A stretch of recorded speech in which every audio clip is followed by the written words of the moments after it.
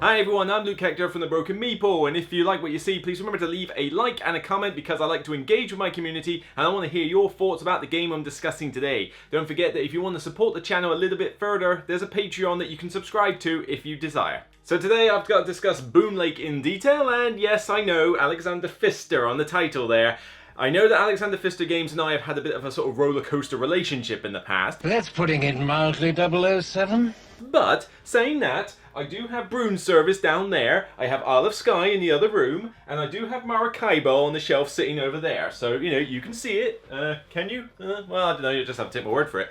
But this is one that I was still excited to try out. You know, I thought like, okay, we need another design, and obviously everybody was going hype over Great Western Trail, so I figured, well, I want to try out something a little bit different, you know, and I heard that this was kind of taking the concepts that Maracaibo had and taking them to the next level. So I was intrigued to do that, considering that Maracaibo is one of the ones that I do have on my shelf, although we'll get onto that a little bit later. Question is, was it worth the wait, and is it any good at all? We'll find out. Boonlake is a high-point scoring game where players will try to explore across the various regions, building buildings and playing cards in order to trigger special abilities and endgame scoring opportunities. The crux of this game is built around an action selection board. This board not only determines what actions the player will take, but it also determines the speed at which their boat will move, which is one of the game end timers. Firstly, the tile will expect the player to play a card or bin one for money. To play a card, you need to have the necessary resources available as well as the spare cash, and you simply play it in front of you. The second action is then based on the tile you've chosen, which can involve modernizing your board with various technologies that give you special abilities, exploring the map, which can include cattle farms as well as city regions that you're able to develop on, or simply just to hire more inhabitants that will act as a currency to enable you to perform other actions. The last part of every tile, with one exception, is a multiplayer action in which every other player will be able to take the corresponding action, which is typically a lesser version of the main one that the other player has just taken. Once the tile has been resolved, your boat will then move across the river up to the number of spaces revealed, and you'll gain the corresponding bonus. Sailing through a lock will trigger an intermittent scoring phase. When you pass the second lock, you effectively reset back to the beginning, and then carry on an alternate route until eventually you reach the end. The speed at which players travel across this river will dictate the flow and length of the game. There are a lot of ways to score points in this game, and it's kind of up to you what you want to choose. If you focus on cards, these cards can not only score you points, but gain you special abilities and ongoing effects, or even just one-off bonuses. There's no limit to how many cards you can have, and if that's your style, then just play all the cards that you can collect. Alternatively, you can look to empty out your board of buildings and cattle. Removing these from your board will allow you to gain extra income as well as victory points, and you'll place these on the map in order to gain other bonuses depending on what other buildings are in the surrounding area. Alternatively, you can modernize your board. Buying various levers will allow you to trigger special bonuses and ongoing effects that you can use in between each scoring phase. Whichever route you pick, there are plenty of points to be had, but the real meat of the game is choosing the action tiles and bearing in mind what your opponents are likely to gain from the tile you choose. Once the fourth scoring phase has been concluded, there is then a little bit of final scoring, and of course, the player with the most points. Of course! So we started with duration, and this is kind of a weird one because it depends on the player count and it also depends on what the players do. This has a variable endgame timer, much like Maracaibo did. The way that your boats move along the river dictates the length of the game. However, even when you're moving at a pretty fair pace, you are expecting a 4-player game to take you a good 2.5 hours, possibly more so, and believe me, this is when you're going at a fair pace. There's a lot of stuff that you can do, and by the time you get to the later part of the game, there's a lot of stuff that you can achieve on your turn, which means fairly lengthy turns, not to mention a little bit of AP thrown in the measure. It's not the shortest of games in the world unless you are playing with less players. There is definitely quite a jump between different player counts, 2, 3, and 4, and certainly solo. Solo is obviously going to be your fastest method, with a pretty easy streamlined method of doing it, more on that later, but then a 2-player game is pretty nippy. You scale the player count based on where you start on the river, so technically you start a little bit further back in a 2-player game, but because your turns are going back and forth, back and forth, back and forth so fast, you zoom across that river like nobody's business, business, whereas in a 4-player game, you feel like there's a lot of ships, you start a bit further forward, but you're kind of chugging along at your own little pace. Yes, you leapfrog each other, but trust me, it does take a while to still get the game going. They must have hyperjets on that thing. And what do we got on this thing? A Cuisinart? Setup and teach doesn't take too long either. The rulebook is not that extensive, and there's only so much you have to put on the main board. Most of the setup is shuffling all those cards and sticking a lot of wooden pieces on your own board, but each player can do that separately. However, with all that set in mind, 4-player is still a bit long for my liking. This game is much more enjoyable as a solo 2 and 3-player game, I find. 4 just kind of oversteps that mark. I would say this game actually takes about as long, possibly longer to play actually, than Maracaibo did, and even then Maracaibo wasn't exactly the shortest game around. Why am I comparing the two so much? Well, we'll get onto that a bit later. But yeah, suffice to say, 1 to 3 players is probably your best bet, and 4 is just a wee little bit long. Now, this rulebook is not perfect, but it's pretty decent. I was able to learn the game pretty well from playing this, and even I dare say you could play the solo mode and get a decent understanding of this game. The rulebook is a bit text heavy for my liking. There's quite a lot of text compared to the number of pictorial examples here, but the layout is decent and it doesn't take too long to get this game under your belt, with the exception of a few edge cases where I do think that maybe the wording is not too great, particularly with regards to playing cattle and the cost in doing so. The rulebook kind of contradicts what it says on your player board, and it's a bit weird why it does. I don't know why they couldn't make the two consistent, but once you've got that kind of understood, then you're well away. The graphic design on the board, though, is, well, it's a little bit on the iffy side.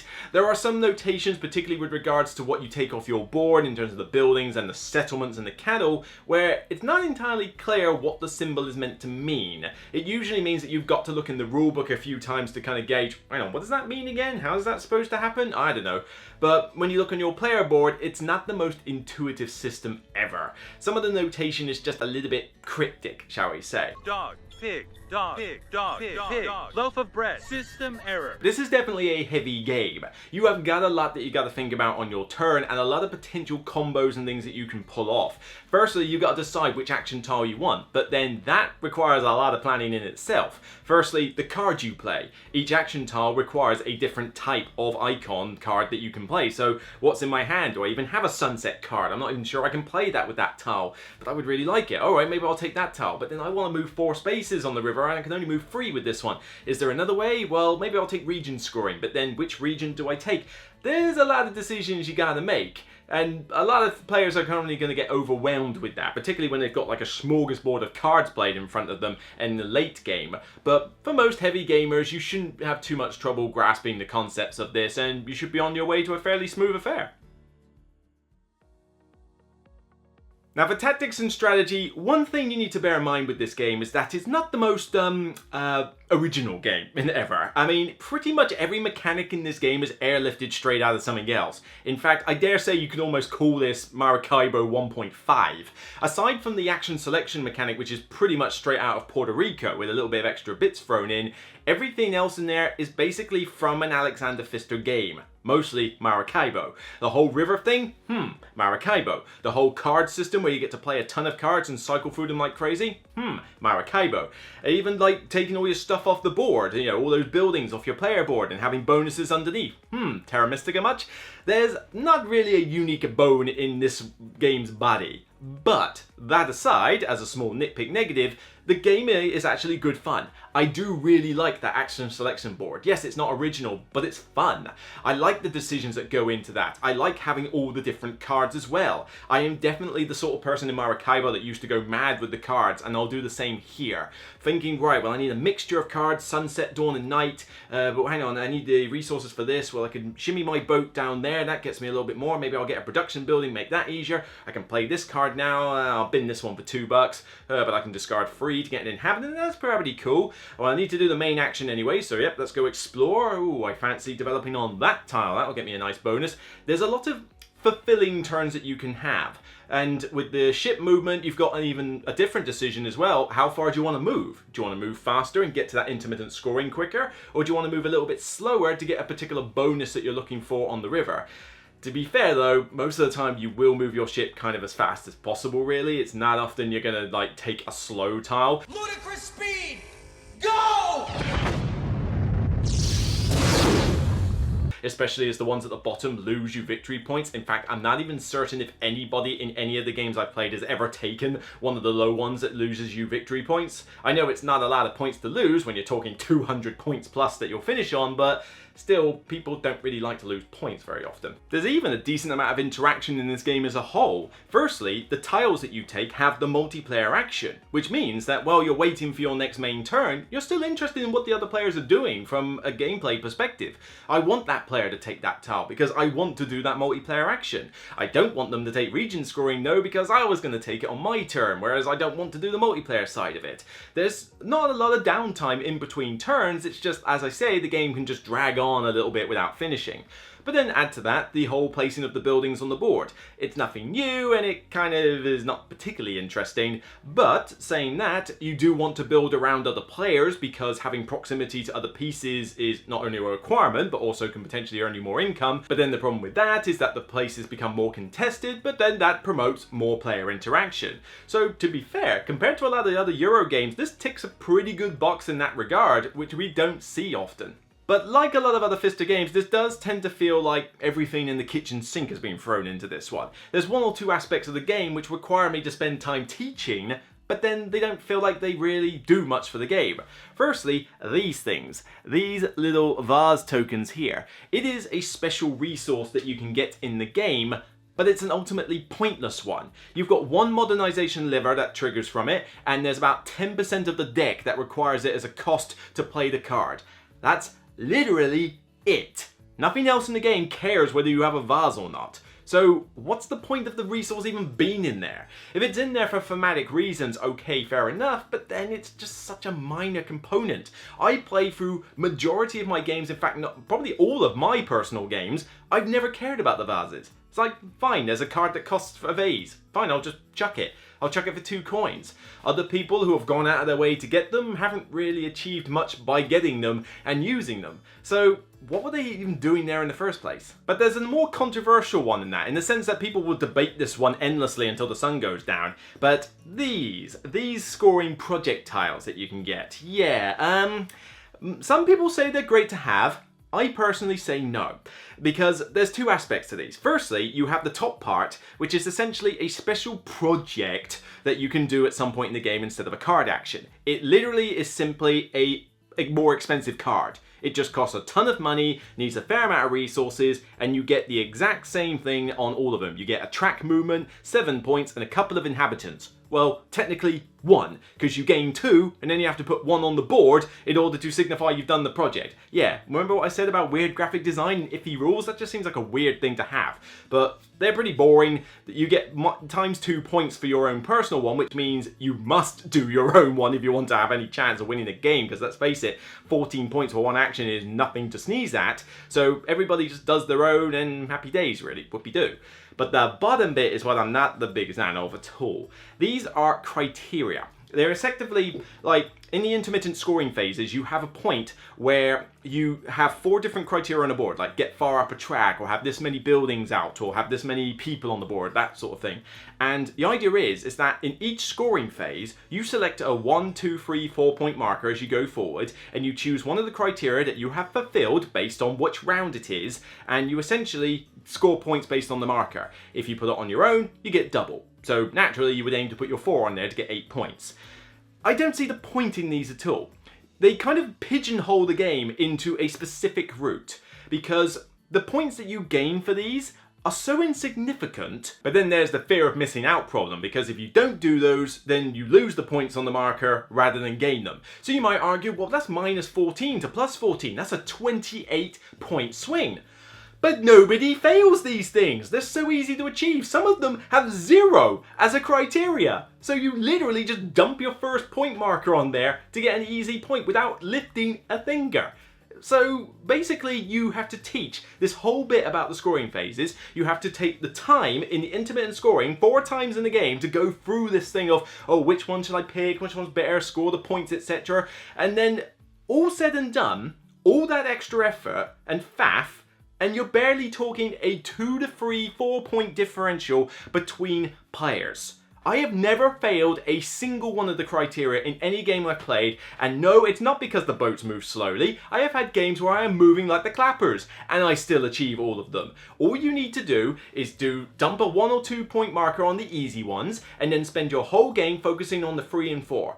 Which means that the tiles kind of dictate how you really should play the game, whereas I would rather house rule them out of the game entirely and tell people to do what they want, for the sake of a measly amount of points. And if you did house rule them out of the game, frankly, the game wouldn't change. It doesn't change the mechanics at all. It's just literally an extra bit of faff in the intermittent scoring phase. So they don't have enough impact to worry about discarding them, but then there's not enough impact to have them in the game in the first place. Some people will debate otherwise, but personally, I just think that these and the vases are examples of just, seriously, cut and streamline. Cut and streamline. Deal, you don't need every mechanic in the kitchen sink in this game. Don't be afraid to just trim it a little bit to make it a much smoother experience. So moving on to aesthetics, and they're a bit hit and miss here as well. You got a lot of decent wooden pieces, but they're pretty generic. It's what you've seen in things like Terra Mystica. Here's a little building, here's a three-pronged like Catan settlement city building effectively. The inhabitants look like a direct rip-off of the ones you get in Great Western Trail, minus the hat I believe. And there's some little cattle tokens, but let's say you got a fair amount of wooden pieces. And you got a decent looking board, in terms of its colourful artwork and, the design on it. But then the aesthetics kind of take a little bit of a downturn with everything else. The vases are just literal tiny cardboard tokens, and the card artwork is, questionable to say the least. The artwork is not particularly good here, and some of the pictures just don't even make sense. You look at half of these buildings, and they look like something you built out of a steampunk era. It's like made out of solid corrugated iron all over the place. There's one card called a petting zoo, and literally it looks more like a nuclear fallout shelter than it does a petting zoo. There's not even any animals in it. And then you look at some of the characters, like the breeder and a few other the special cards that get you points at the end, and they look horrible. If that is a woman, it does look like she was beaten with an ugly stick. The tiles themselves are just traditional cardboard. There's not a lot of detail or artwork on them themselves. It's just basically spaces with a bonus written in there. Very mechanical rather than actually giving one iota about the theme. And then for some reason, and this is a first, you have to actually sticker the boards down. Yes, they are double layered, but you have to assemble them in advance. Not the biggest hassle in the world, but imagine my surprise when I open up a box and I look at this double layered board that folds and has adhesive stickers in the box. You have to basically put 2 stickers on the corners, fold it over and stick it down. What corners are you cutting here for a €50 board game that requires you to do that? Nowhere else have I seen this. And yet here you kind of had to do it. Now thankfully they have not separated, so at least the stickers work, but yeah, that was kind of iffy. It feels like corners have been cut here in terms of aesthetics. Now, despite the game being pretty good fun mechanically, it's not really a thematic immersive experience here. It makes a big deal that you're going to Boonlake and you're expanding the region, you're going to make your settlement happy and that, but everything in this game is pure mechanics. I mean, I've already mentioned those weird project tiles from the previous section, but then you've got lifting buildings off your board, and if you complete a row, you get an extra inhabitant, and if you complete other rows further down, you get victory points for emptying out the row, and your settlement requires at least 3 pieces around it before you can put it down, and the action selection tile mechanic itself is like, yeah, the theme's not the biggest strong point. Even the cards don't help. I mentioned the nuclear fallout shelter breeding zoo, which was somewhat weird, but when you're playing the cards, you don't feel like you're really doing what the card suggests. It's just basically, here's your card and it gives you this bonus. The cost of the card doesn't even gel together. One card that gives you a certain endgame scoring might require you to get 3 clay and 2 iron. And then another one requires you to get 2 wood and 2 brick. I mean, it pretty much makes no difference either way with the cost of the cards. It's just a mechanical requirement. And then you got those vases that I mentioned before, which literally apply to about 10% of the game, and other than that, nobody cares. The modernization of your board, lots of very random bonuses, of which some of them aren't even that balanced, I don't think, but I'd need to play the game at least 20 times before I could come to that conclusion. But still, everything just feels like a mechanical experience, which, to be fair, is kind of Alexander Pfister's style, really. None of his games are particularly thematic. They're all mechanics in the box. good mechanics in the box, on some of them anyway, but yeah, that's the idea. You're not playing this game for a thematic city building experience. It's not for you if that's the case. Now in terms of longevity, that takes a little bit of a hit here as well. Yes, there's a lot of different paths to victory in terms of, oh, do I go for emptying out my board? Do I just play a ton of cards? Do I go for a massive modernization? But because the game does go on a fair bit, you can achieve a decent amount of those in all fair shape. It's just you'll focus on one over the other. On top of that, because those projectile things like kind of gear you to play in a certain way, you don't feel like you have a lot of freedom. I'd like to be able to play this game and just do whatever I feel like, and that would be better. As well as that, the cards are kind of duplicated a lot, so you quickly find all the different card powers that there are, despite the fact that the deck is about this big. I mean, it's a lot of cards, I'll give it credit, but there's a lot of rinse repeat in what goes on. Even the tiles that you put out on the map aren't particularly interesting either. Most of them are like blank, or they give you one coin, or maybe a couple of cards or something, and there's a few which are weird ones like, you know, put a settlement here and you score points, or put a settlement here and you lose points. I don't quite get why that's even in there.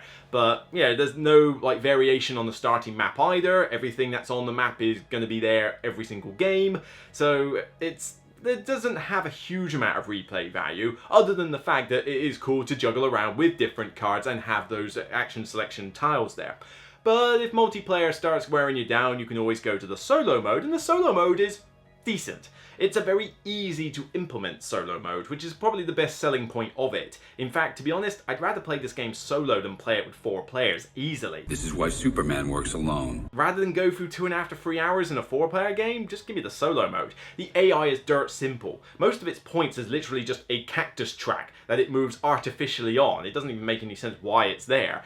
But it gets a few buildings off, it does a few things with how it places them. It's got a really cool map on the back of a player board, which basically, via these tiles that you flip over, they dictate what actions it does based on how the action selection board looks. But then when you have to place something, you get a number off the tile, look at it on the map, and if it can't go there, you just keep increasing the number until you get to a place where it can. And this makes the solo mode very easy to pilot and pretty smooth. It doesn't take a lot to get the rules down as to what it does on particular actions. Some of them are literally just as simple as move it up the cactus track, which, like I say, dirt simple and artificial. But yeah, cool, it does actually make the solo mode pretty decent. There's even multiple layers of difficulty that you can do. I think there's 5 or so, but you're definitely going to want to play at least on the 2nd difficulty to avoid cakewalking this game. And even then, chances are, before you've even got used to the game, you'll probably still win. You're going to want to play on at least the 3rd difficulty onwards to get a decent amount of challenge out of it. But even then, the challenge just mainly it gets points at a faster rate, as opposed to it really making a bigger attempt at blocking you and such. So overall, Boonlake is a decent good game. I enjoy a lot of aspects of it. I like the action selection mechanic and the card system the most. But then the action selection mechanic I've seen before, and the card system is literally straight out of Maracaibo. So it's not like I'm getting anything new here. So the first question you might ask is, does this replace Maracaibo? And frankly, the answer is, yeah. It kind of does. I've got no reason to have Maracaibo on the shelf anymore. In fact, as soon as this video is done, I'm taking Maracaibo off the shelf, I'm putting it on my sell pile, and for the time being, I'm probably going to put Boonlake in its place. I say for the time being because it depends how much longer that lasts, because Maracaibo was almost on the way out. Boonlake is now slightly better than Maracaibo, but only slightly. The game itself is good fun to play, maybe not the best of a looker, and certainly not the most immersive game in the world, but it's relatively smooth to learn and play, minus a few graphic design issues, and the game doesn't take too long outside of a 4-player game, so 2 and 3 player is still pretty good. There's a decent amount of interaction without a lot of downtime because of the way the multiplayer actions work, and if you want, there's even a solo mode to keep you busy, even if there's not a huge amount of replay value in the variety of the cards and the tiles as much as I would like. So it's a good, solid game, it's just not a particularly original one. But I'm giving Boonlake a decent, good 7 out of 10 with a seal of endorsement. I like this game, slightly better than Maracaibo in fact, which is why this one outright replaces Maracaibo, but still it's not the best game of the year, and it does have a few flaws that kind of get in the way of my enjoyment. But as I say, it's going to sit on the shelf for a bit, and I'll see how it does. I want to play it some more, try out new strategies with the solo mode particularly, and teach it to a few other players. But but yeah, it's not exactly going to be a mega hit. I think that Alexander Pfister fans will really enjoy the game, but I don't think that this is going to rank up in like the charts compared to a lot of them. I mean, most Alexander Pfister fans will be like major fans of things like Great Western Trail, for example, and Mombasa. This game isn't going to reach those levels for those. No, if those games are your favourites, they're going to remain your favourites. But this is still pretty solid, and as I say, it is one of my favourites of the Pfister games, so, you know, credit where it's due. Like I say, we'll see how long I hang on to it for. You know, can it survive in the collection, whereas Maracaibo didn't? We'll wait and see. So that's it for me on this video. If you like what you see, please remember to leave a like and a comment. Discuss what you think about the game. Do you agree with some of the thoughts? Do you disagree? I'd like to discuss it with you, of course, in a civil manner, please. But then also, if you want to check out more content on the channel, you can take a look at my top 100, starting at number 100, which is now finally finished. But if you want to check out a more meaty Euro game that you can play, that was released at Essen, check out my review of Golem, which is a massive mind melter in terms of combos that you can create. Until next time, take care, and remember as always, it's only a game. Bye for now, everyone.